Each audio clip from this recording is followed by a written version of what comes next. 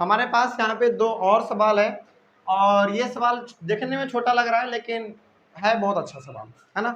ऐसा सवाल पूछता है, स्टेटमेंट में नहीं लिखा हुआ है सब चीज़, लेकिन आपके सामने दिया हुआ है, तो फिर आपको बनाना तो पड़ेगा, है ना। देखिए क्या लिखा हुआ है, बड़ा आसान सवाल है ना। देखिए क्या लिखा हुआ है, देखते हैं जरा। ए का वैल्यू आपको दिया हुआ है 8, nth टर्म का भी दिया हुआ है 62, सम ऑफ n टर्म दिया हुआ है 210। आपको निकालना है नंबर ऑफ टर्म्स। अच्छा, नंबर ऑफ टर्म्स, और ये ए यहाँ पे है या डी है? एक मिनट, डी है, सॉरी, मिस्टेक, यहाँ पे डी होगा, डी निकालना है आपको, ठीक है। चलिए अब थोड़ा सा दिमाग लगाया जाए इसमें। देखिए ध्यान से, हमको दो चीज पूछा गया है। सबसे पहले तो ये देखिए कि क्या क्या निकालना है। निकालना है आपको n टर्म्स और d।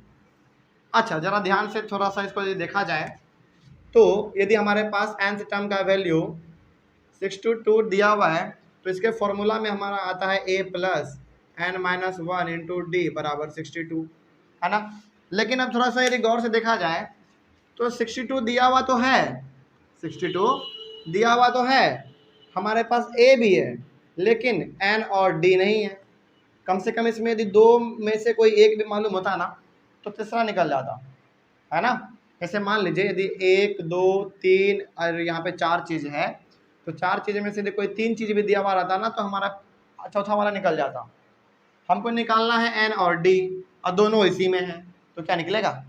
नहीं निकलेगा। तो हमको अब कुछ नया सोचना पड़ेगा, कुछ नया सोचना पड़ेगा। चलिए सोचते हैं जरा, क्या सोच सकते हैं आप इसके बारे में, बताइए जरा।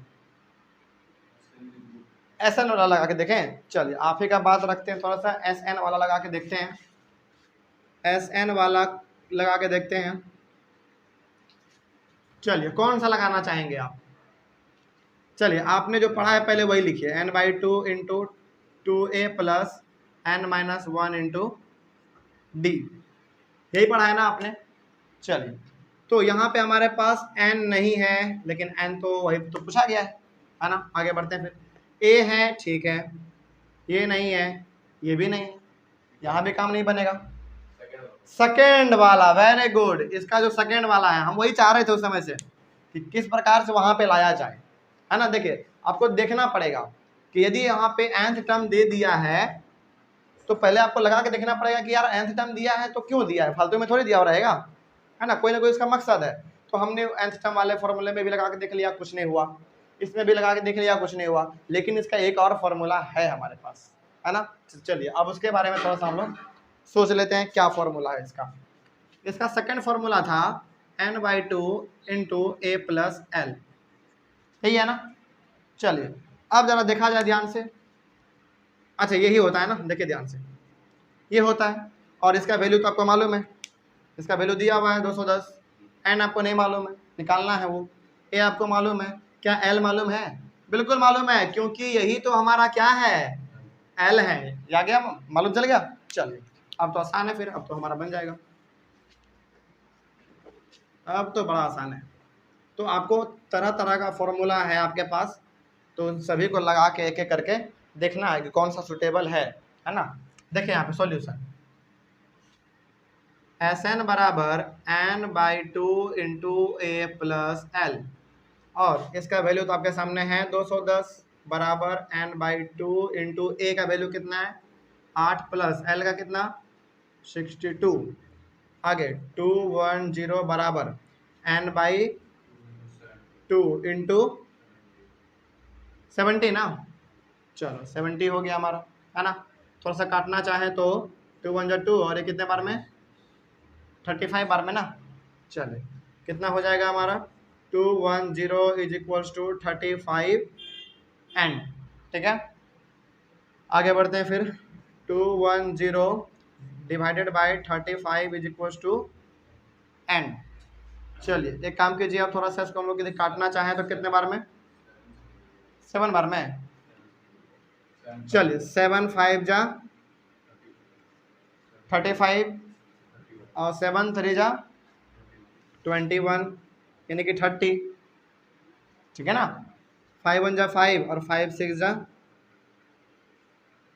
30, तो कितना आ गया आपके सामने n का वैल्यू 6। चलिए कहीं पे कोई समस्या? तो n का वैल्यू तो आपका निकल गया। अब क्या निकालना है? d। अब तो बड़ा आसान है, अब तो निकल जाएगा, है ना। चलिए आपके पास nth टर्म है ना। चलिए आगे देखिए, अगेन यहाँ पे लिख लीजिए। अगेन nth टर्म आपके पास गिवन है, कितना है? 62। और इसका फॉर्मूला आपको मालूम है, a plus n minus 1 into d बराबर 62। a का वैल्यू है 8 प्लस n का वैल्यू आपने अभी निकाला है 6 माइनस 1 इंटू डी, वही तो निकालना है हमको 62। चलिए 8 प्लस 5d बराबर 62। आगे 5d बराबर कितना हो जाएगा? 50। चलिए 1 मिनट, 62 माइनस 8 कर लीजिए, तो 5d बराबर 8 में 4 जाएगा, सॉरी 12 में 8 जाएगा, 4 5 54 ना। चलिए आगे बढ़ते हैं फिर। तो d बराबर कितना हो जाएगा? 54/5। क्या कुछ कट रहा है? नहीं कट रहा है, तो ये फ्रैक्शन में आ गया है। चलिए कोई दिक्कत वाली बात नहीं है, आ सकता है, ठीक ना। और ये तो हमको कुछ थोड़ा सा लेकिन गड़बड़ लग रहा है, लेकिन देख लेते हैं कहीं पे कुछ गलती तो नहीं है। nth टर्म हमारे पास 62 है, ठीक है। a का वैल्यू 8 है, ठीक है। d 62, 5d 62, ठीक है। 12 में 8 जाएगा, 4 5, ठीक है। d का वैल्यू आपका इतना आ गया। तो सवाल में कोई प्रॉब्लम समझ में आ गया? चलिए, तो ये आपके पास d और n निकालने के लिए कहा गया था, आ गया। अब एक और सवाल उसी प्रकार का है, देख लीजिए इसको, देख लीजिए इसको फटाक से। क्या है यहाँ पे भाई? लास्ट टर्म दिया हुआ है। अच्छा, लास्ट टर्म को ही हम लोग क्या कहते हैं? nth टर्म कहते हैं, है ना। चलिए सम दिया हुआ है 144 दिया हुआ है। चलिए आगे थोड़ा सा और देखिए क्या लिखा हुआ है इसमें। n का वैल्यू दिया हुआ है 9, है ना। a का वैल्यू हमको निकालना है।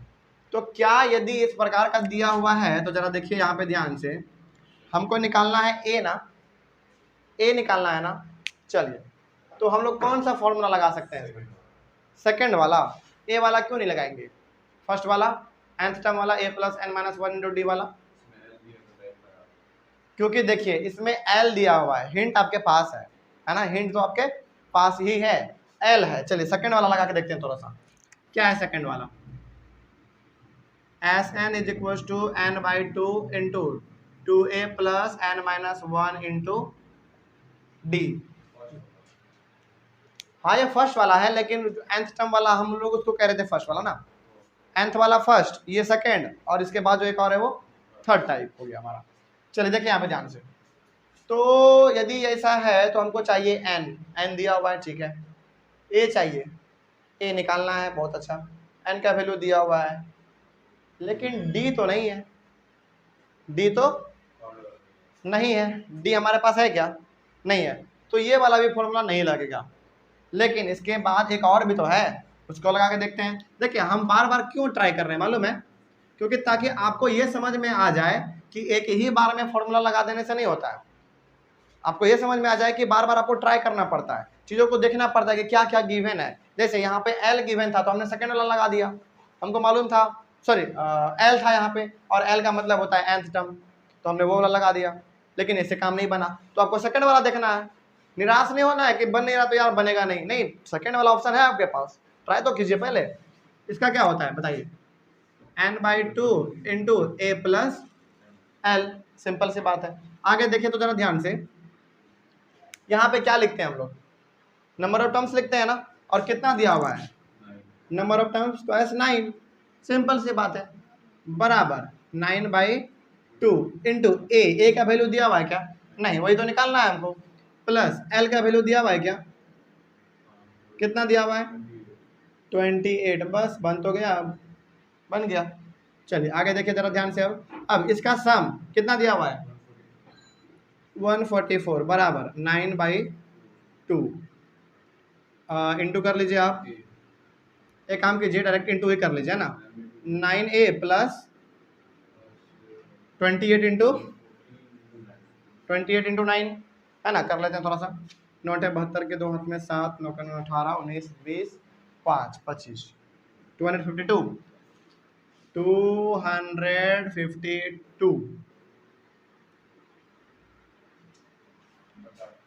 कोई दिक्कत नहीं है, आगे कर लेते हैं।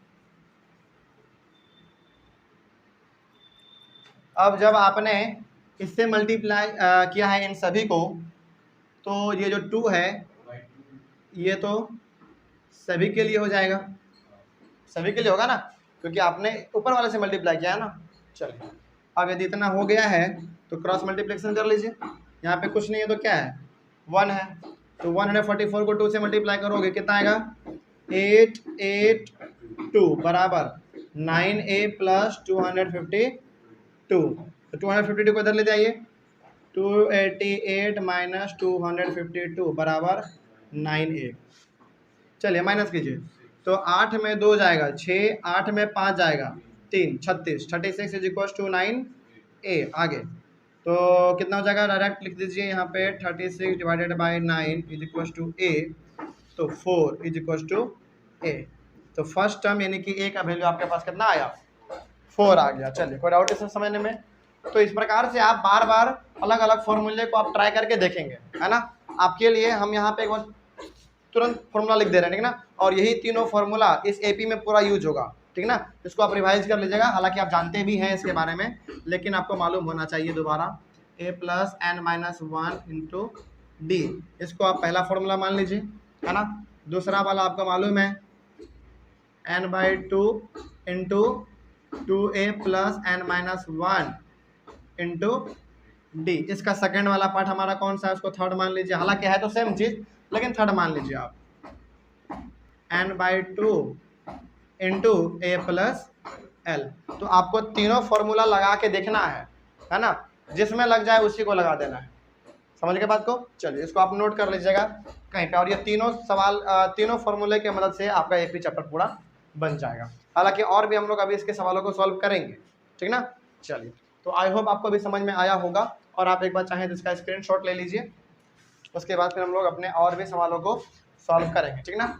चलिए thank you very much and have a nice day.